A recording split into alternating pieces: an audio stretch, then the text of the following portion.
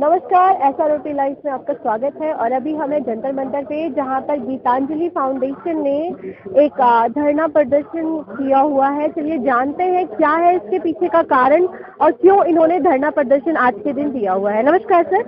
Sir, ये जो धरना प्रदर्शन किया है आपने, किस वजह से किया है? ये हमारे बिहार के सहरसा जिला में कैंसर जो है वो महामारी का रूप धारण कर लिया है।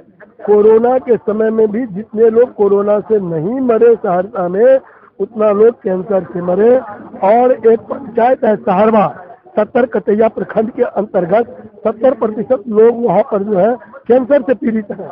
हमारे यहाँ कोसी का बाढ़ आता है और बाढ़ पीड़ित क्षेत्र होने के कारण वहाँ अनेकानेक बीमारियां अपना घर बना चुकी है और कोई बड़ा अस्पताल नहीं है। एम्स बनाने की योजना वहाँ थी, लेकिन राजनीतिक कारणों से, कूटनीतिक कारणों से उसे अटकाया, लटकाया, भटकाया जा रहा है। कभी कहता है दरभंगा में, कभी हायाघाट में, कभी कहा जाता है कि बहेरा में बनेगा। पता नहीं वो क्या कर रहे हैं। जबकि वाजपेयी जी ने जो वो कोसी महासेतु का निर्माण करवाया, उससे ये मिथिला जो है वो जुड़ चुका है। अगर सहरसा में 300 एकड़ जमीन है और एयरपोर्ट है, तो क्यों नहीं सहरसा में एम्स बनाया जाए। यहाँ लोग अकाल काल के गाल में समाये चले जा रहे हैं। दरभंगा में ये जो है वो DMS है, वहाँ पर तो सब चीज़ है वहाँ पर, और DHMS को वहाँ और सुंदर बनाया जाए। वहाँ पर जो है अत्याधुनिक जितना भी उपकरण है वो लाया जाए ताकि लोग। मैं थोड़ा सा मैं ऐड करना चाहूँगा कि दरभंगा में बहुत पुराना मेडिकल कॉलेज ऑलरेडी है, तो वहाँ जो आसपास के लोग हैं वो उससे लाभान्वित हो रहे हैं। सहरसा में पहले से भी जो मेडिकल फैसिलिटी है उसकी इंफ्रास्ट्रक्चर बहुत अच्छे हाल में नहीं है। ऐसे और कैंसर के पेशेंट भी ज़्यादातर कोसी क्षेत्र में, तो क्यों नहीं, हमारी डिमांड ये है कि जब वहाँ लैंड अवेलेबल है गवर्नमेंट के पास और बेसिक इंफ्रास्ट्रक्चर किसी शहर के लिए ट्रांसपोर्टेशन होती है जो बहुत अच्छे हालत में है, तो क्यों नहीं वहाँ पे एक कैंसर हॉस्पिटल हो। अब एम्स चूँकि दरभंगा में आ चुका है, उसकी घोषणा हो चुकी है, तो मैं नहीं समझता हूँ कि इतने नज़दीक में गवर्नमेंट दूसरी एम्स देगी, लेकिन एटलीस्ट कैंसर इंस्टीट्यूट तो दे सकती है। यहाँ दिल्ली में एम्स है, फिर भी कैंसर इंस्टीट्यूट जो है हरियाणा में कहीं शिफ्ट किया गया है, जो नई, मैं नाम उसका भूल रहा हूँ जगह का, बट हरियाणा में है कैंसर इंस्टीट्यूट जो एम्स का ही ब्रांच है। तो क्या सहरसा में क्यों नहीं हो? इसी के लिए हमने कई सालों से लगातार संघर्षरत हैं। 2-3 साल पहले भी हम यहाँ पे एकत्रित हुए थे, उसमें भी इससे कोई संतोषजनक नहीं। इससे कोई अचीवमेंट मिल रहा है, कुछ फायदा मिल रहा है प्रोटेस्ट करने से? पिछली बार एक गया था यहाँ से, एक डेलीगेशन गए थे और हमने यहाँ सबमिट किया था। और पिछले साल तक ये था कि लैंड को डिमार्केशन के लिए हो चुकी थी, वहाँ के जो DC हैं उन्होंने उसके, हाँ हमारे पास लैंड अवेलेबल है, बट अब किस आधार पे दरभंगा को प्रपोज किया गया एम्स के लिए। हमारी मांग एम्स की थी विथ कैंसर, अब एम्स वहाँ हुई है, तो हमारा कहना है कि एम्स ठीक है, अगर आप एम्स दे सकते हो वेरी गुड, अदरवाइज एम्स का कैंसर ब्रांच जो है ना वो दिया जाए। वो जो पेपर मिल है ना, वो पेपर मिल वाला जो है अभी मुकदमा चल रहा है, जिसको वो कह रहे हैं हायाघाट में हम बनाएंगे।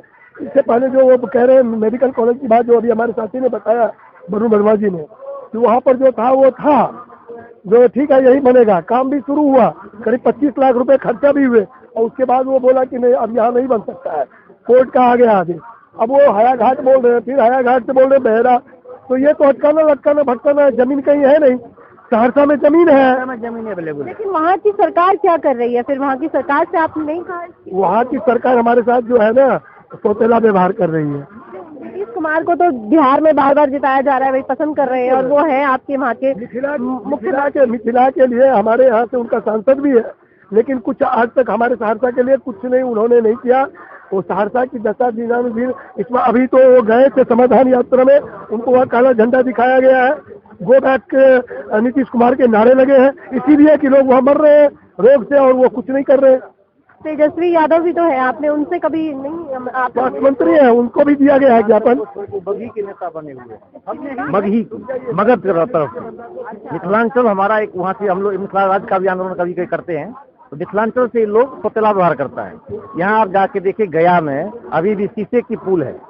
सहरसा में जाके देखिए कि हम लोग अपने से बांस के पुल बना के नदी क्रॉस करते हैं। सहरसा कोसी प्रभावित एरिया है, और वहाँ पे अब क्या प्रॉब्लम है, पानी में प्रॉब्लम है, जो भी है, वहाँ कैंसर का ज़्यादा पेशेंट आ रहा है। सहरसा जिला के अंतर्गत एक 70 कटैया प्रखंड है, जहाँ एक तहरबा गांव है, वहाँ 70% लोग कैंसर से पीड़ित है और हर दिन एक 70% लोग, जी जी जी हर आप दिन परसेंटेज बता रहे 70 का। 70%, हर दिन एक लाश जलती है, पता चलेगा तो बोलेगा कैंसर से पीड़ित है। ठीक है, आज एम्स में जाके देखिए, पता कीजिए वहाँ पे इतना ज्यादा कैंसर होने का कारण क्या है? ये एक रिसर्च का विषय है। सरकार इस पर कितने बार रिसर्च भी किया है, कुछ पानी का प्रॉब्लम कुछ बता रहा है, वो इन लोगों का रिसर्च का होना चाहिए। लेकिन सरकार ने खुद, मोदी जी ने भी एक बार आश्वासन दिया था कि सहरसा में कैंसर संस्थान होनी चाहिए, एक एम्स।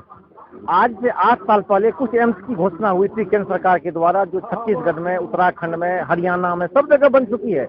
बिहार के मिथिलांचल एरिया में जो एम्स की घोषणा हुई थी, उसको एक इन लोगों ने चुनावी घंटी, चुनावी फुटबॉल बना दिया है। जब लोकसभा का चुनाव होता है तो एम्स की घोषणा हो जाती है सिलौनिया दरभंगा में, जब विधानसभा का चुनाव होता है तो एम्स की सहरसा में। वो सहरसा और दरभंगा खेल कर रहा है, बनाने का इनका कोई नियति नहीं है। आज से जब से नीतीश कुमार जी दूसरे गठबंधन में गए हैं, तो उस एम्स को उठा के तेजस्वी खुद चाहता है कि हम इधर मगध की तरफ ले जाऊं, ठीक है, तो वो देना नहीं चाहते हैं, वहाँ की जनता तरफ है। लेकिन एम्स के होने से कैंसर जो बीमारी फैल रही है, आपने बताया कि 70% लोगों को हो गया है, तो इसकी जड़, जिसकी वजह से ये बीमारी हो रही है, उसको खत्म करना चाहिए ना। हाँ, ये खत्म करना चाहिए। ये तो सरकार के बस की है, किसी जनता के बस की नहीं है। लेकिन कम से कम अगर हॉस्पिटल होती है, वहाँ पे स्वास्थ्य सुविधा होती है, तो कम से जिसको कैंसर होता है इलाज तो कराएगा एटेंडली। जब तक वहाँ पता चलता है, जब तक लोग दिल्ली आता है, तब तक उनकी डेथ हो जाती है।